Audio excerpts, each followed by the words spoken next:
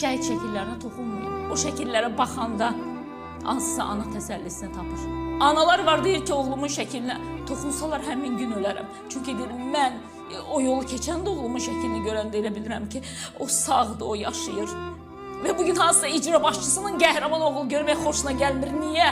Siz də bu Azərbaycanın oğlusunuz. Şəhərin inkişafı, hansısa kəndin inkişafı filan çox gözəl başa düşürəm. Bunlar olmalıdır. Amma mütləq şəhid şəkillərinin kəsilməsi üzərində olmalıdır. Toxunmayın şəhidlərə.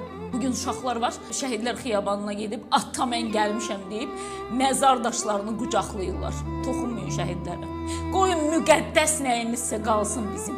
Rahat kresloda əyləşənlər, çölə çıxmıram, soyuq olar.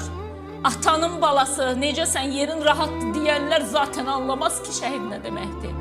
Şəhid evinin çırağı sönən anlayar.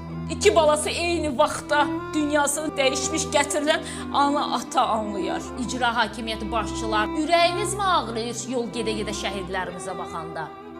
Ağrıyırsa niyə ağrıyır? Gəncdilər, 18, 19, 20 yaşında, bəzisi balasının üzünü görmədən, bəzisi anası ilə halallaşmadan, vidalaşmadan, bəzisinin nişan xonçası hazırlıqlı olanda, amma bir də qanlı kəfəni var idi 44 günlük müharibədə.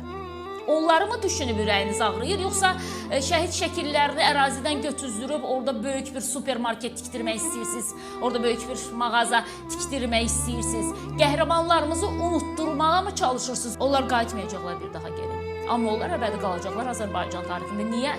Çünki qəhrəmandırlar. Amma biz icra başçılarını necə xatırlayırıq? Şəhid şəkillərini kəstirən, yerində nə bilim hansısa bir yaşa obyekti tikdirən, öz oğlunu gizlədib hansısa kasıbın balasının vurulduğu dirəyi yerindən kəstirən biz sizi elə xatırlayacağıq. Amma biz sizi elə xatırlamaq istəmirik. Şəhid şəkillərinə toxunmayın.